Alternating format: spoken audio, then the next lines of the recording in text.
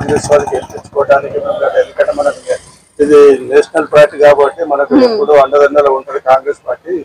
గతంలో ఇప్పుడు మనకి ఇందిరమ్మ ఉన్నప్పుడు కూడా గరీబ్ వాళ్ళకు చాలా ఎర్ర పనులు బావులు సబ్సిడీ చాలా ఇచ్చేది. అప్పట్లో 74, 73, 75లో చాలా సబ్సిడీ బావులు ఇచ్చింది, సబ్సిడీ పనులు ఇచ్చింది, బండ్లు ఇచ్చింది.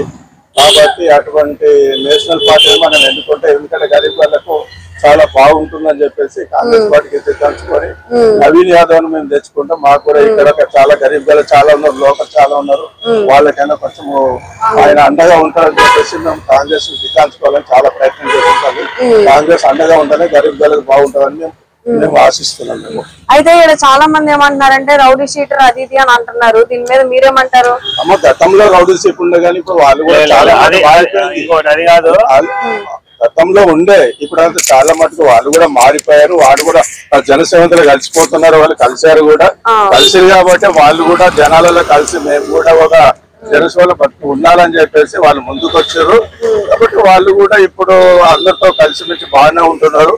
మేము కూడా వాళ్ళు బాగుంటున్నారు కాబట్టి మేము వాళ్ళను కూడా గెలిపించుకోవాలని చెప్పేసి మా ఒక ఆశలు బాగుంది. మేము నవీని గెలిపించుకోవాలని నేను చాలా ప్రజల స్పందన ఎలా ఉంది మరి? ఇప్పటికైతే మాకు కాంగ్రెస్ కు స్పందన బాగా కనపడుతుంది.